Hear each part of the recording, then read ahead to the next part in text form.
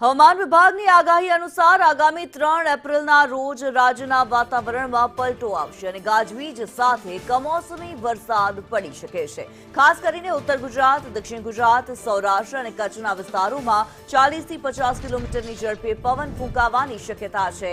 અમદાવાદમાં પણ વાદળછાયું વાતાવરણ રહેશે અને મહત્તમ તાપમાન 36 થી 37 ડિગ્રી નોંધાઈ શકે છે। ભર ઉનાળે માવઠાની આ અસરને કારણે ઉનાળુ પાક અને કેરીના બગીચાઓ નુકસાન થવાની ભીતિ સેવાઈ રહી છે। હવામાન વિભાગે જે પ્રમાણે કમોસમી વરસાદની આગાહી કરી છે, ઉત્તર ગુજરાતમાં કમોસમી વરસાદ વરસી શકે છે। ઉપરાંત કચ્છમાં પણ કમોસમી વરસાદની આગાહી, બનાસકાંઠા, સાબરકાંઠામાં પણ કમોસમી વરસાદની આગાહી કરવામાં આવી છે।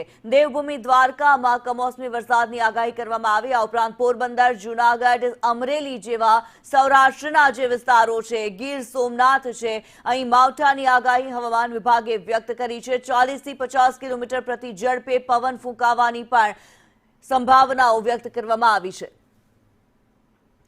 ન્યૂઝ રૂમથી અમારી સાથે જિગ્નેશ લાઈવ જોડાયેલા છે। જિગ્નેશ, જે પ્રમાણે હવામાન વિભાગે માવઠાની આગાહી કરી છે, ધરતીપુત્રોની ચિંતામાં વધારો થશે।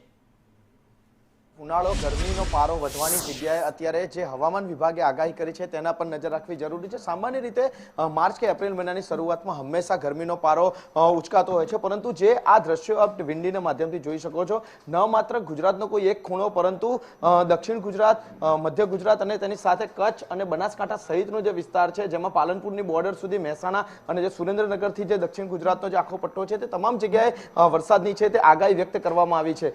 જે મુજબ હવામાન વિભાગે આગાહી કરી છે તે મુજબ જો નજર કરીએ તો આજના દિવસ દરમિયાન એટલે કે સાંજે 6 વાગ્યા સુધી આ વાદળછાયું વાતાવરણ સમગ્ર ગુજરાતના મોટા ભાગના પંથકમાં રહી શકે છે। અમદાવાદમાં પણ ધોળકા અને તેની આસપાસના કેટલાક વિસ્તારોમાં કદાચ છૂટાછાયા વરસાદ અથવા તો તેના છાંટા પણ પડી શકે છે। એટલે કે જે માવઠાની આગાહી વ્યક્ત કરવામાં આવી છે હવામાન વિભાગ દ્વારા, તે આજના દિવસ પૂરતી છે અને આજના દિવસ દરમિયાન જૂનાગઢથી ચાલુ કરીએ તો જૂનાગઢ, પોરબંદર, તેની સાથે જામનગર, રાજકોટ, મોરબી, ગાંધીધામ એટલે કે કચ્છના રાપર, તેની સાથે બનાસકાંઠા એટલે કે રાધનપુર, થરાદ અને સુરેન્દ્રનગર સહિતના જે વિસ્તારો છે તેમાં વરસાદ વરસી શકે છે અને સાથે 30 થી 50 કિલોમીટર પ્રતિ કલાકની ઝડપે પવન પણ ફૂંકાઈ શકે છે।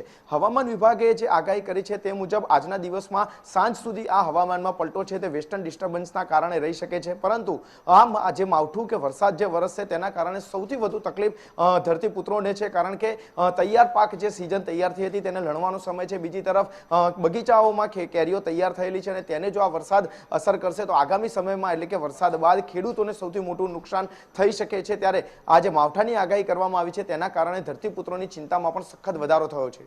જી, ધન્યવાદ જિગ્નેશ।